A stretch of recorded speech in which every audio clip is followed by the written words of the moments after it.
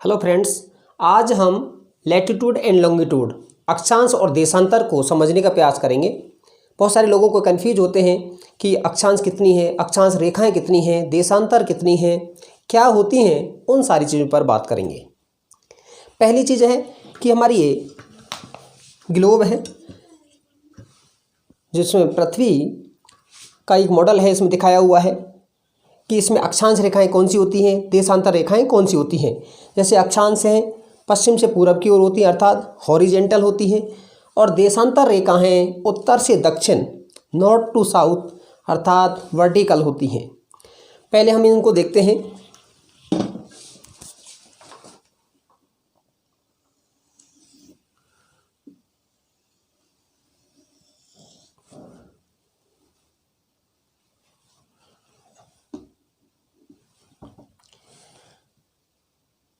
आप जानते होंगे कि पृथ्वी के केंद्र पर या आपका सर्कल के केंद्र पर बनने वाले समस्त कोणों का मान कितना होता है, एंगल का मान 360 होता है।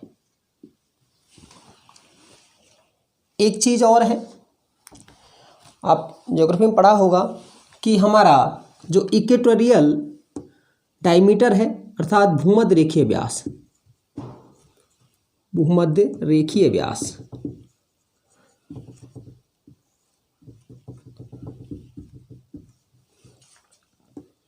कितना है, 12,756 किलोमीटर है। अगर रेडियस की बात करते हैं, त्रिज्या, रेडियस की बात करते हैं तो ये है आपका 6,371 किलोमीटर है।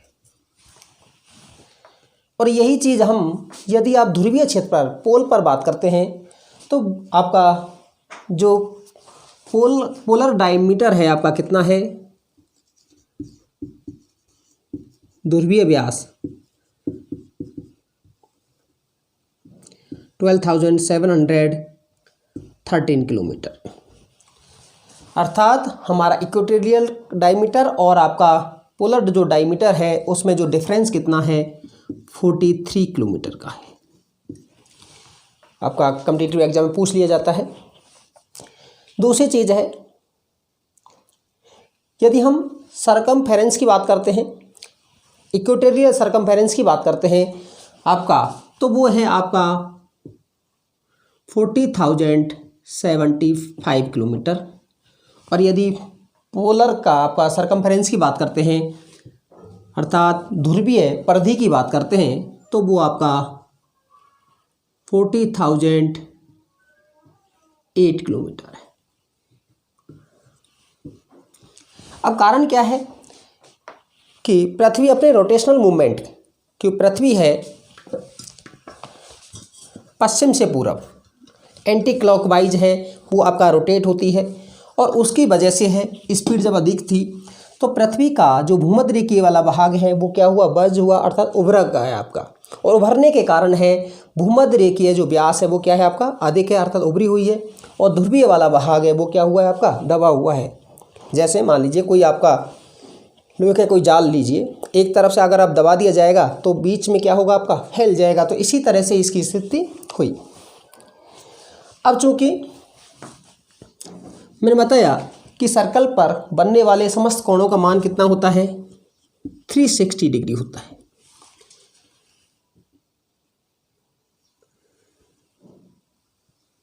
अब हम इससे नॉर्थ की तरफ चलेंगे, क्योंकि ये वाला नॉर्थ वाला पार्ट है या साउथ वाला पार्ट है, 360 का कितना है, 1/4 है अर्थात 1/4 है।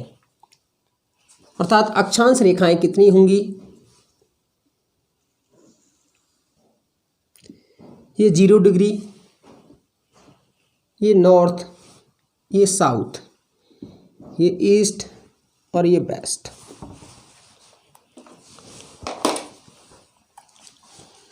कितनी होंगी आपकी, 1/4 हैं तो 90 होंगी। पहली चीज आती है अक्षांश है क्या आपका, लैटिट्यूड क्या है। अक्षांश देखिए, हमने पहली चीज है भूमध्य रेखा, वह काल्पनिक रेखा, देखिए सारी ये इमेजिनरी लाइन है, चाहे आपका लैटिट्यूड हो चाहे लॉन्गिट्यूड हो, कोई ऐसा व्यक्ति नहीं है कि सारी जगह पर जाकर के पृथ्वी का डिमार्केशन करे। हमारा वायुयान का जो आविष्कार है बाद में हुआ, और अगर वायुयान से भी हम कोई डिमार्केशन है नहीं किया जा सकता हमारी संपूर्ण अर्थ का, इस कारण ये सारी कैसी हैं आपकी इमेजिनरी लाइन है, काल्पनिक रेखाएं। अब दूसरी चीज़ आती है, जब ये काल्पनिक रेखा है तो पहली बात है भूमध्य रेखा क्या है। पृथ्वी को उत्तर और दक्षिण दो बराबर भागों में विभाजित करने वाली काल्पनिक रेखा को ही क्या कहा जाता है, भूमध्य रेखा या इक्वेटर कहा जाता है।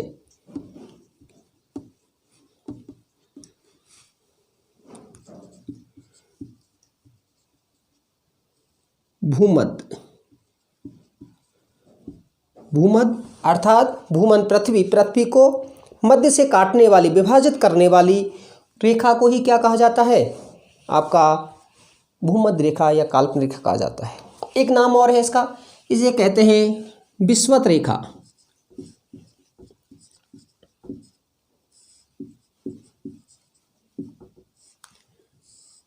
इक्विनेस अर्थात जहाँ सूर्य किरणें हैं सीधी पड़ती हैं, जिससे दोनों बराबर भागों में है तापमान की प्राप्ति बराबर होती है, उसे क्या कहा जाता है, विषुवत रेखा भी कहा जाता है। तो उसके 3 नाम हैं। अब दूसरी चीज़ आती है, हम फिर बात करते हैं अक्षांश, लैटिट्यूड क्या है। अब ये आपकी भूमध्य रेखा है, इक्वेटर के नॉर्थ या साउथ में, उत्तर या दक्षिण में, पृथ्वी के केंद्र से, ये केंद्र है, इससे जो एंगुलर डिस्टेंस है, एंगुलर डिस्टेंस अर्थात कोणीय दूरी को अक्षांश कहा जाता है। कोणीय दूरी कैसे, मान लीजिए आप प्रोटेक्टर को यहाँ रखेंगे, आपने मान लीजिए यहाँ पर 23 का मान लीजिए आपने एंगल लिया, इधर आपने यहाँ कोई 23 का एंगल लिया, यहाँ आपने कोई 23 का एंगल लिया, ये 23 का एंगल लिया, वो सब क्या है, 23 डिग्री का आपका एंगल है, वही क्या है, हमारा अक्षांश है। ऐसे आप यहाँ साउथ में ले सकते हैं, अर्थात भूमध्य रेखा के उत्तर या दक्षिण, नॉर्थ या साउथ में पृथ्वी के केंद्र से बनाने वाले कोणीय दूरी को ही क्या कहा जाता है, अक्षांश कहा जाता है। मेरे ख्याल से क्लियर होगा। अब दूसरी चीज़ आती है अक्षांश रेखा, पैरेलल लैटिट्यूड क्या है। दूसरा शब्द आता है आपका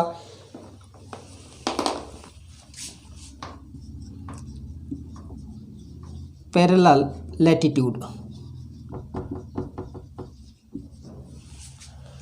पैरेलल लैटिट्यूड क्या है, पैरेलल लैटिट्यूड है समान अक्षांश के बिंदुओं को मिलाने वाली रेखा को है हम पैरेलल लैटिट्यूड कहा जाता है।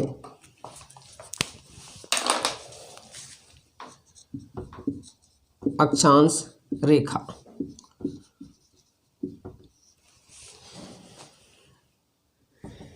यहाँ से आपने ये बनाया, आपने इनको मिलाने वाली रेखा को ही क्या कहा जाता है, अक्षांश रेखा कहा जाता है। अर्थात समान जो अक्षांश के कोणीय बिंदु को मिलाने वाली रेखा को क्या कहा जाता है, आपका अक्षांश रेखा कहा जाता है। अब हम बात करते हैं कि अक्षांश कितनी होती हैं।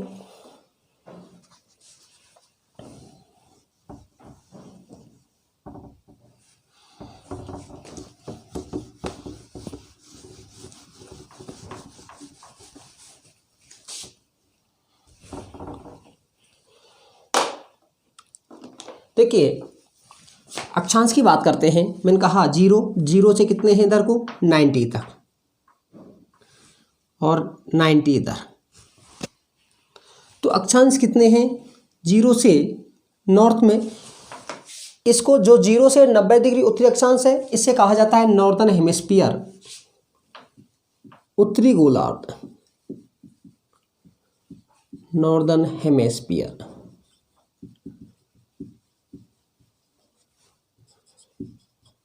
उत्तरी गोलार्ध। और इसको कहा जाता है सदर्न हेमिस्फीयर,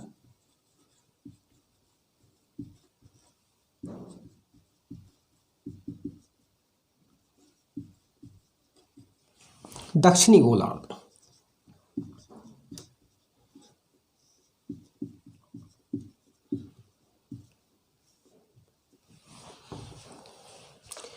अब इस पर इस तरह से आपका ऊपर तक आपका 1 2 3 4 5 ऐसे 90 तक आपका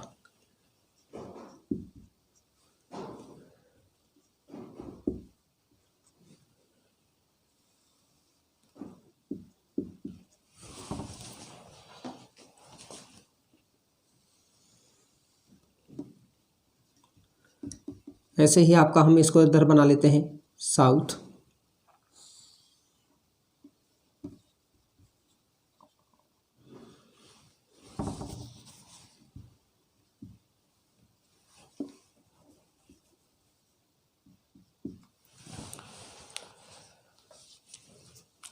दूसरी चीज़ है, इनको है अलग अलग, हम इन्हीं का महत्व क्यों रखते हैं, रीज़न है इनका भी मैं बता देता हूँ। इसको हम कहते हैं tropic of cancer,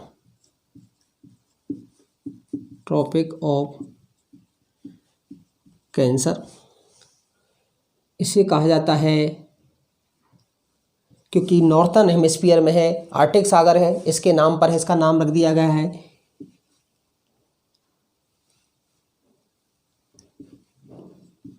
Arctic circle. ऐसे इसको कहा जाएगा 23.5 सदर्न हेमिस्फीयर वाली जो लैटिट्यूड है उसे कहा जाएगा ट्रॉपिक ऑफ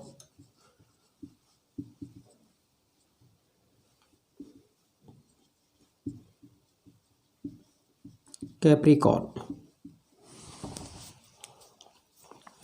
और इसको कहा जाता है 66.5 डिग्री दक्षिणी अक्षांश को है अंटार्कटिका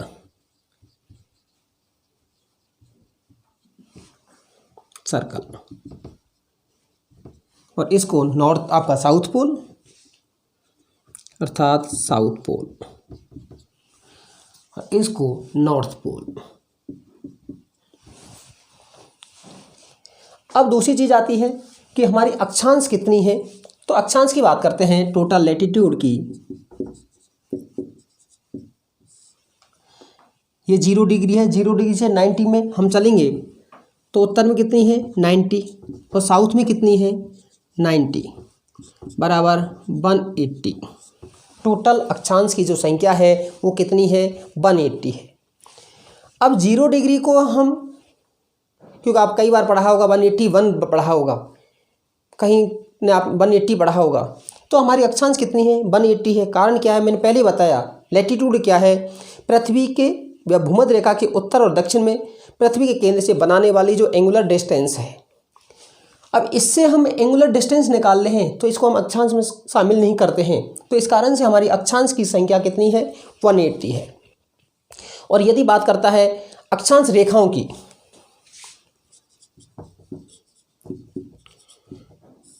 अक्षांश रेखाएं, अब अक्षांश रेखाएं कितनी होंगी, क्योंकि पोल है वो पॉइंट के रूप में होता है, वहाँ कोई लाइन नहीं है, तो इस कारण से वो रेखा में शामिल नहीं किया जाएगा, मात्र एक पॉइंट के रूप में होगा। तो नॉर्थ में कितनी होंगी 89 नॉर्थ में होंगी, साउथ में कितनी होंगी 89। क्योंकि रेखा की बात कर रहे हैं तो 0 डिग्री है वो भी एक लाइन के रूप में है, तो एक आपकी हो गई भूमध्य रेखा। तो टोटल कितनी हो गई अक्षांश रेखाएं 179। मेरे ख्याल से आपको क्लियर होगा कि हमारी अक्षांश रेखाएं कितनी हैं 179 है, और अक्षांश कितने हैं तो 180 है। मेरे ख्याल से इसमें कोई कन्फ्यूज नहीं होंगे। अब हम बात कर लेते हैं थोड़ी सी और,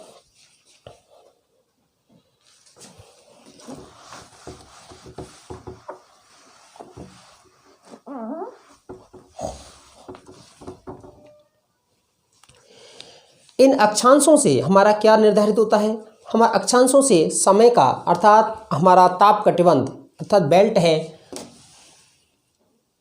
ताप कटिबंध,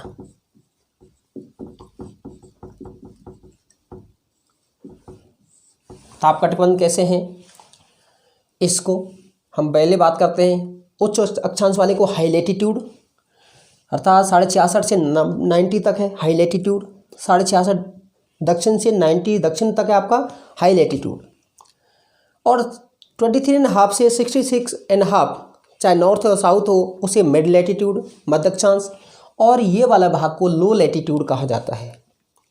जहाँ पर आपके दो ही विभाजन किए हों, अर्थात आपके दो ही किए हों 0 से 45, 45 से 90, तो 45 से 90 तक है हाई लैटिट्यूड, और 45 से दोनों तरफ है 45, वो कौन सा होगा, लो लैटिट्यूड। ये है हमारा। अब उसके बाद में जहाँ सन की किरणें सीधी होंगी उसको हम ताप कटबंध के आधार पर बांटते हैं, इसको कहते हैं हम ट्रॉपिकल,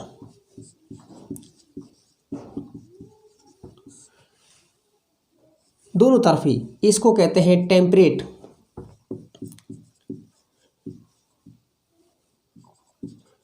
टेम्परेट क्लाइमेट, अर्थात क्लाइमेट का निर्धारण है अक्षांश के आधार पर करते हैं, और इसे कहते हैं हम कोल्ड क्लाइमेट या फ्रिजिड, फ्रिजी जोन। ऐसे ही इसको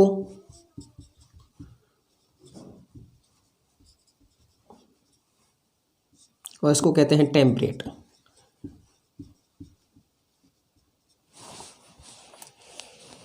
अब एक चीज़ और है कि अक्षांश रेखा की क्या क्या विशेषता होंगी। पहली चीज़ है दो अक्षांश रेखाओं के मध्य की दूरी, अक्षांश रेखाओं के मध्य की दूरी है वो कितनी होती है,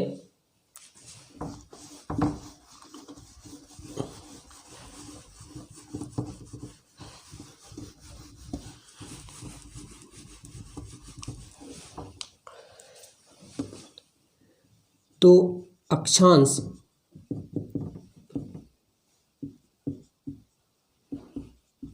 रेखाओं के मध्य की दूरी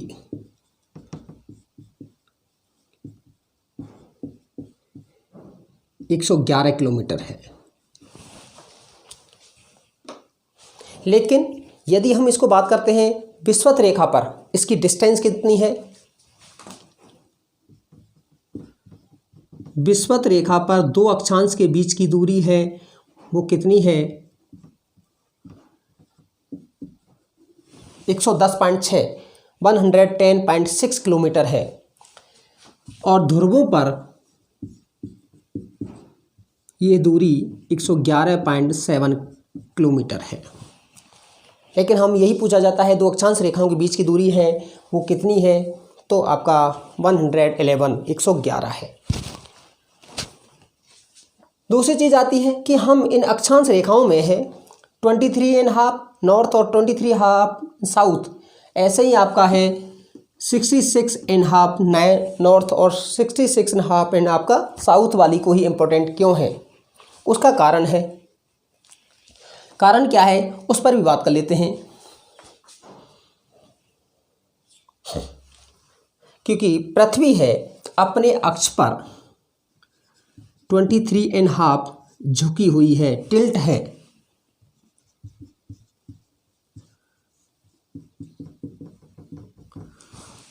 और जो कि अपने कक्ष के साथ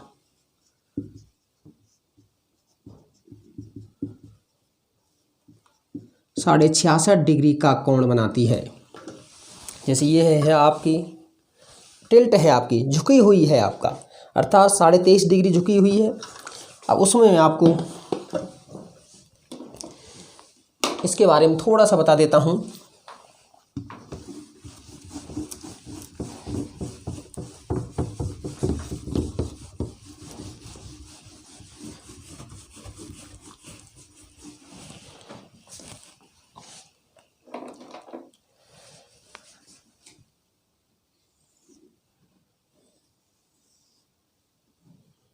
ये हमारी अर्थ है, हमारी पृथ्वी इस तरह से झुकी हुई है,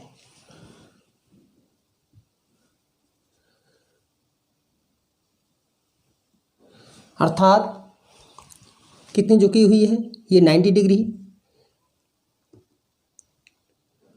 23.5, इसको हम ऊपर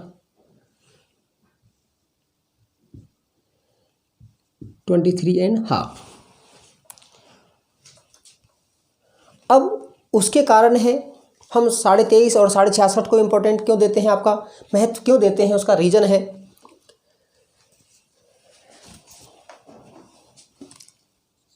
ये सन है आपका।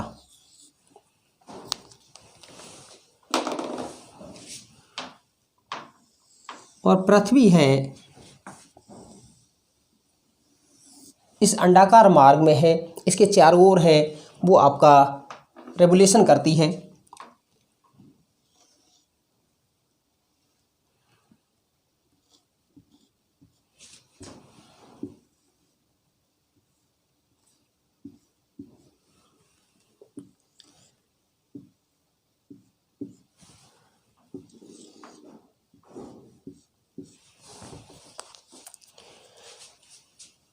ये स्थिति 21 मार्च को होती है, ये 21 जून को होती है, ये स्थिति 23 सितंबर को होती है और ये आपकी 22 दिसंबर को होती है। 21 मार्च को सूर्य है क्योंकि ये आपका इक्वेटर है, भूमध्य रेखा पर सीधी पड़ती है। 21 जून को है पृथ्वी है जो कर्क रेखा है उस कर्क रेखा पर सीधी पड़ती है। और 23 सितंबर को है भूमध्य रेखा पर सीधी पड़ती है और 22 दिसंबर को है हमारा मकर रेखा पर सीधी पड़ती है। अब दूसरी चीज है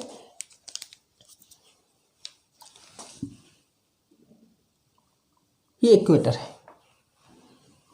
यहां मान लीजिए आपका सन है,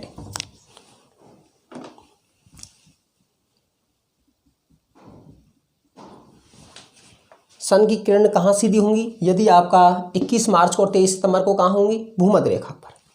लेकिन पृथ्वी 23.5 झुकी हुई है, यदि आपका सन है नॉर्दर्न हेमिस्फीयर में है अर्थात आपका कर्क रेखा पर है, जो कर्क रेखा पर है तो सूर्य की किरणें कितनी तिरछी जा सकती हैं, 66.5 तक है वो तिरछी जा सकती हैं, उसके परे आपका नहीं जा सकती। इस कारण से हमने 66.5 को है उत्तरी आर्टिक वृत्त और दक्षिण वाले को है अंटार्कटिक आपका आर्टिक वृत्त में है वो शामिल किया गया है।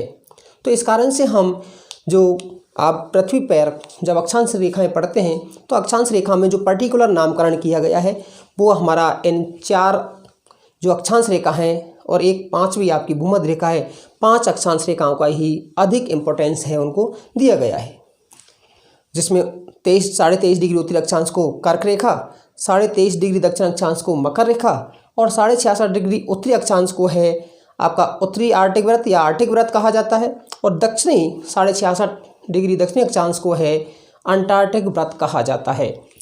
ये था हमारा अक्षांश। वीडियो लंबा ना हो इस वजह से हम लॉन्गिट्यूड को है देशांतर को है नेक्स्ट वीडियो में बात करेंगे। धन्यवाद।